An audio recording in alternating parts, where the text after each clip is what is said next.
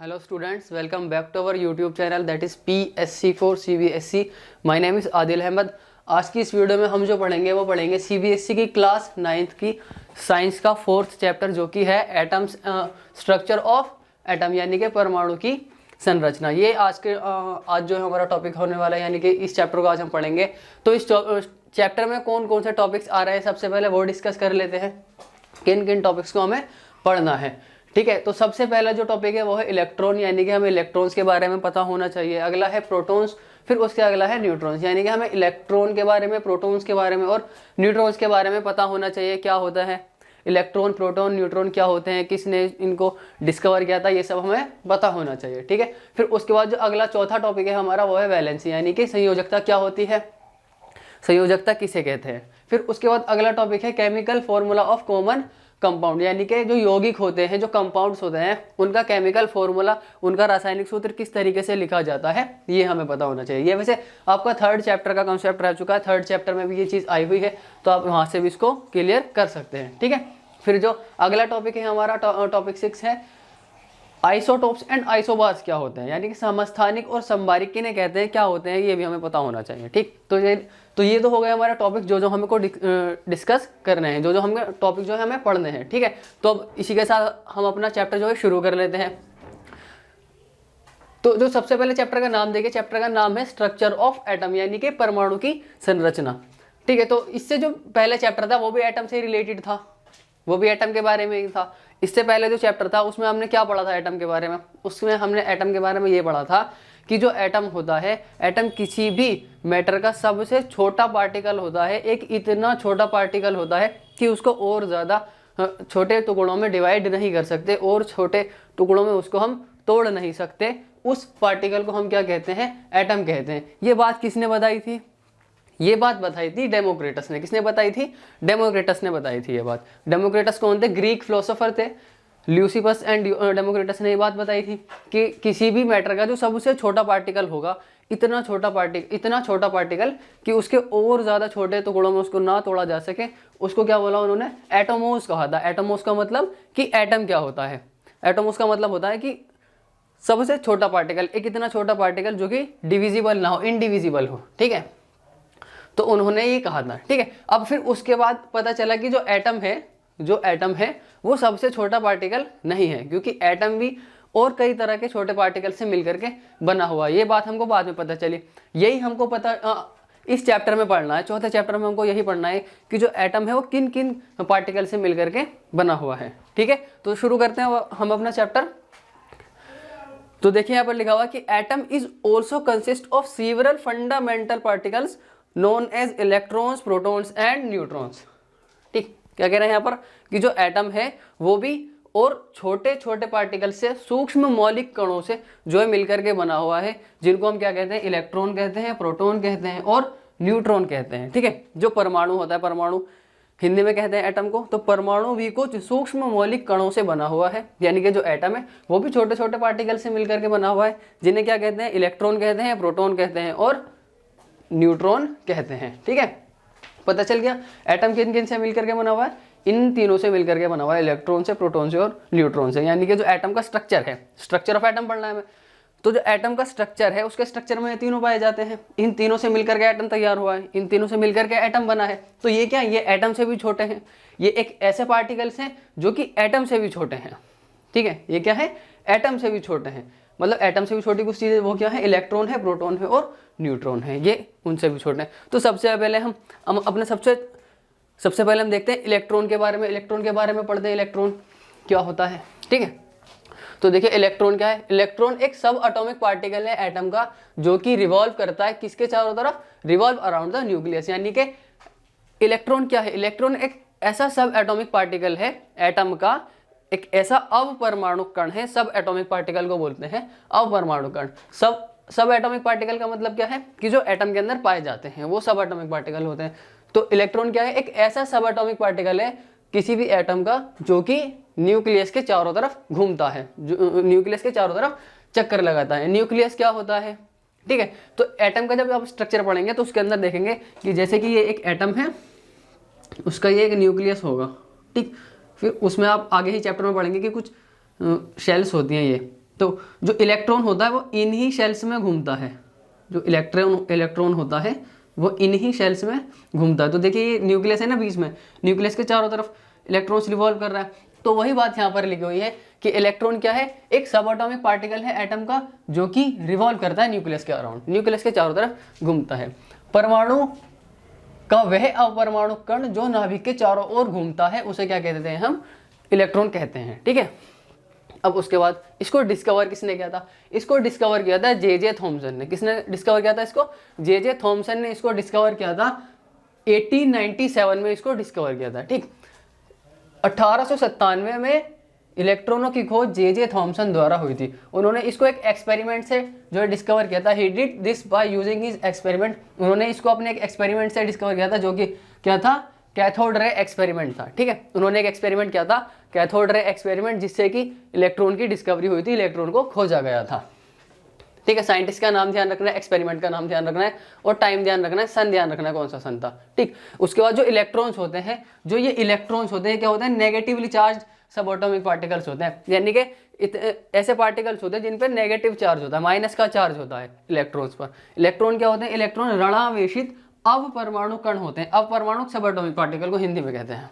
ठीक है, फिर उसके बाद बात करें मास की, तो एक इलेक्ट्रॉन पर कितना मास आता है, एक इलेक्ट्रॉन का जो मास होता है वो नेग्लिजिबल लिया जाता है, ना के बराबर उसको मानते हैं कि इलेक्ट्रॉन का मास बहुत ही कम होता है। ठीक है, और इसकी बात करें चार्ज की, तो एक इलेक्ट्रॉन पर चार्ज होता है -1 का। कितना चार्ज होता है, -1 का। एक इलेक्ट्रॉन के द्रव्यमान को नगण्य माना जाता है, यानी कि ना के बराबर माना जाता है, ऐसा माना जाता है कि इसके अंदर मास है ही नहीं। और इसका आवेश कितना होता है, -1 होता है इसका आवेश। इसका सिंबल क्या है, किस चीज से इसको डिनोट करते हैं, तो E- से इसको हम डिनोट करते हैं, यानी कि इस तरीके से हम इलेक्ट्रॉन को दिखाते हैं। जैसे मैंने यहाँ पर दिखाया ना E-, तो ये क्या है, डिनोट कर रहा हूँ मैं, इलेक्ट्रॉन्स को डिनोट कर रहा हूँ। तो E- से हम क्या करते हैं, सिंबल को रिप्रेजेंट करते हैं। सिंबल का प्रतीक यानी इलेक्ट्रॉन का सिंबल, यानी कि इलेक्ट्रॉन का प्रतीक क्या है, E- है। ठीक, फिर उसके बाद कहाँ पाए जाते हैं, न्यूक्लियस के चारों तरफ पाए जाते हैं ना, तो यानी कि न्यूक्लियस के बाहर पाए जाते हैं। They are found outside the nucleus. देखो ये न्यूक्लियस है, न्यूक्लियस के बाहर की तरफ ही पाए जाते हैं। तो ये कहाँ पाए जाते हैं, नाभिक के बाहर पाए जाते हैं। जो परमाणु होता है, जो एटम होता है, उसका जो न्यूक्लियस है, उसका जो नाभिक है, उसके बाहर पाए जाते हैं, घूमते हुए, रिवॉल्व करते हुए। ठीक है गाइस, तो अभी हमने क्या पढ़ा, अभी हमने इलेक्ट्रॉन के बारे में पढ़ा है। इलेक्ट्रॉन क्या होता है, एक सब एटॉमिक पार्टिकल है जो कि न्यूक्लियस के चारों तरफ घूमता है। इसको डिस्कवर किया था जे थॉमसन ने 1897 में। ठीक है, कैसे डिस्कवर किया था, एक एक्सपेरिमेंट से डिस्कवर किया था, जो था कैथोड रे एक्सपेरिमेंट। ठीक, इलेक्ट्रॉन होते क्या है, नेगेटिव चार्ज वाले पार्टिकल होते हैं। इनका मास नेग्लिजिबल होता है और चार्ज कितना होता है, -1 इनका चार्ज होता है। और इनका सिंबल की बात करें तो कितना सिंबल क्या होता है इसका, E- इसका सिंबल होता है। और ये न्यूक्लियस के जो नाभिक होता है उसके चारों तरफ घूमते हैं। ठीक है, तो इतनी बात हो गई इलेक्ट्रॉन के बारे में। ये सारी बातें आपको इलेक्ट्रॉन के बारे में पता होनी चाहिए। अब हम देखते हैं प्रोटॉन के बारे में और न्यूट्रॉन के बारे में।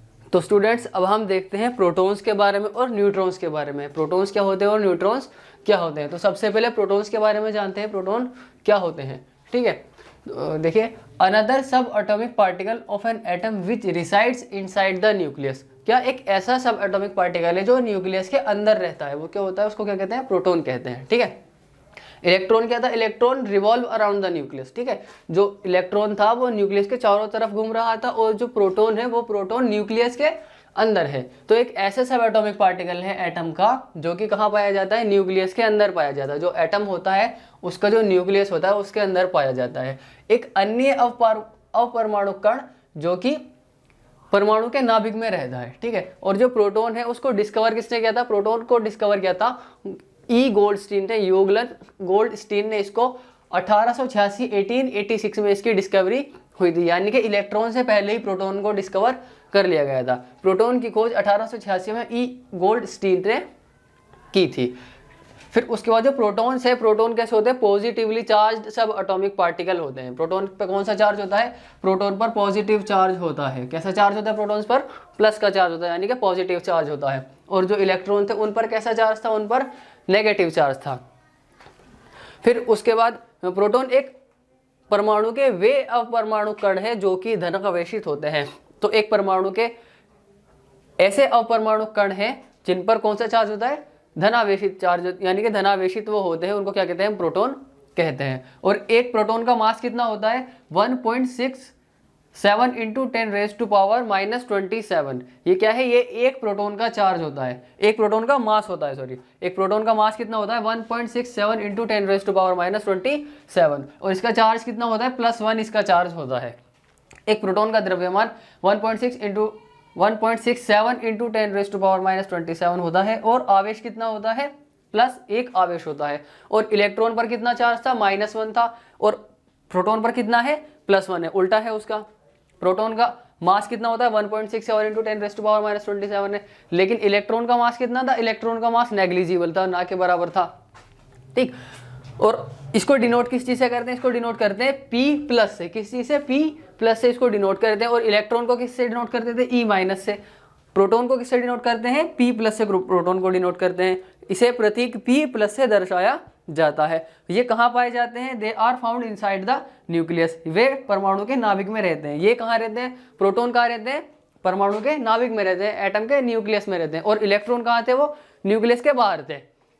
ठीक, फिर उसके बाद अगला है हमारा न्यूट्रॉन। न्यूट्रॉन क्या होते हैं, तो न्यूट्रॉन है सब एटॉमिक पार्टिकल जिन पर कोई भी चार्ज नहीं होता, which has no charge and resides inside the nucleus. और कहाँ रहते हैं, प्रोटॉन के जो न्यूक्लियस होता है उसके अंदर रहते हैं।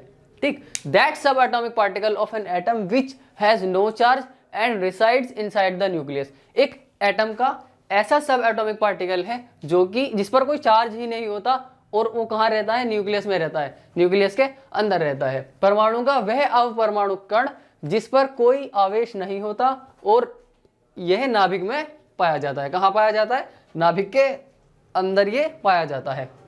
फिर उसके बाद न्यूट्रॉन को किसने डिस्कवर किया, न्यूट्रॉन को जे चैडविक यानी कि जेम्स चैडविक ने इसको डिस्कवर किया था। कब डिस्कवर किया था, 1932 में इसको डिस्कवर किया था। 1932 में जेम्स चैडविक ने न्यूट्रॉन की खोज की थी। न्यूट्रॉन पर कोई चार्ज नहीं होता, न्यूट्रॉन हैज नो चार्ज।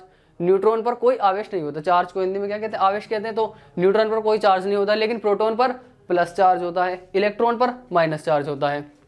ठीक है, और मास जो होता है न्यूट्रॉन का करीब करीब प्रोटॉन के मास के इक्वल होता है। Mass of neutron nearly equal to that of proton, यानी कि जो न्यूट्रॉन का मास होता है वो लगभग कितना होता है, प्रोटॉन के मास के जितना ही होता है। न्यूट्रॉन का द्रव्यमान लगभग प्रोटॉन के द्रव्यमान के बराबर होता है। Neutron is represented as n। Neutron को किससे डिनोट करते हैं हम, n से रिप्रेजेंट करते हैं। न्यूट्रॉन को n से दिखाया जाता है। इस पर कोई चार्ज ही नहीं होता इसको, इसीलिए इस पर कोई चार्ज नहीं है। जैसे इलेक्ट्रॉन पर E- चार्ज था, प्रोटॉन पर P+ चार्ज है, और न्यूट्रॉन पर कोई चार्ज ही नहीं होता, तो इसलिए इस पर कोई चार्ज दिखाया ही नहीं है। इसको सिर्फ n से दिखाया गया है। ठीक है, और ये कहाँ पाए जाते हैं, न्यूक्लियस के अंदर पाए जाते हैं, ये नाभिक में पाए जाते हैं, नाभिक के अंदर पाए जाते हैं। They are found inside the nucleus. ये परमाणु के नाभिक में पाए जाते हैं। ठीक है, जैसे कि एक एटम का स्ट्रक्चर बनाए तो ये उसका न्यूक्लियस होगा। न्यूक्लियस के अंदर क्या होंगे, न्यूक्लियस के अंदर प्रोटॉन्स होंगे और न्यूट्रॉन्स होंगे, और उसके तरफ क्या घूम रहे होंगे, चारों तरफ क्या घूम रहे होंगे, उसके चारों तरफ इलेक्ट्रॉन इस तरीके से घूम रहे होंगे। उसके इस तरफ क्या घूम रहे होंगे, ये इलेक्ट्रॉन इस तरीके से जो है घूम रहे होंगे। तो जो इलेक्ट्रॉन होते हैं वो प्रोटॉन के चारों तरफ घूमते हैं, वो इलेक्ट्रॉन जो होते हैं वो नाभिक के न्यूक्लियस के चारों तरफ घूमते हैं, और प्रोटॉन और न्यूट्रॉन का होते हैं न्यूक्लियस के अंदर होते हैं। ठीक है, ये आप डिफरेंस करके भी इनकी टेबल बना सकते हैं, इनकी डिफरेंस करके टेबल बना सकते हैं। जैसे कि जो प्रोटॉन है उसको किसने डिस्कवर किया, ई गोल्डस्टीन ने डिस्कवर किया है। इलेक्ट्रॉन को किसने डिस्कवर किया था, जे थॉमसन ने डिस्कवर किया था। और न्यूट्रॉन को किसने डिस्कवर किया है, जेम्स चैडविक ने डिस्कवर किया है। प्रोटॉन को जो डिस्कवर किया था 1886 में डिस्कवर किया था। इलेक्ट्रॉन को डिस्कवर कब किया था, 1897 में डिस्कवर किया था। और न्यूट्रॉन को कब किया है, 1932 में डिस्कवर किया है। ठीक है, वैसे ही प्रोटॉन पर कौन सा चार्ज होता है, प्लस का चार्ज होता है। इलेक्ट्रॉन पर कौन सा चार्ज होता है, माइनस का चार्ज होता है। न्यूट्रॉन्स पर कोई चार्ज ही नहीं होता। ठीक, मास की बात करें तो जो प्रोटॉन का मास होता है वो होता है 1.67 इंटू 10⁻⁻27। और अगर इलेक्ट्रॉन के मास की बात करें तो इलेक्ट्रॉन का मास नेग्लिजिबल होता है। ठीक है, और न्यूट्रॉन का मास कितना होता है, वो इक्वल होता है किसके, प्रोटॉन के मास के। ठीक, फिर उसके बाद इन पर चार्ज कितना होता है, तो प्रोटॉन पर चार्ज होता है +1, इलेक्ट्रॉन पर चार्ज होता है -1, और न्यूट्रॉन पर चार्ज होता ही नहीं है। ठीक है, फिर उसके बाद इसको डिनोट कैसे करते हैं, तो जो प्रोटॉन है प्रोटॉन को P+ से डिनोट करते हैं, इलेक्ट्रॉन है इलेक्ट्रॉन को E- से डिनोट करते हैं, और जो न्यूट्रॉन है, न्यूट्रॉन को N से डिनोट करते हैं, ठीक। और फिर उसके बाद प्रोटॉन कहाँ पाए जाते हैं, इनसाइड द न्यूक्लियस, नाभिक में पाए जाते हैं, नाभिक के अंदर पाए जाते हैं।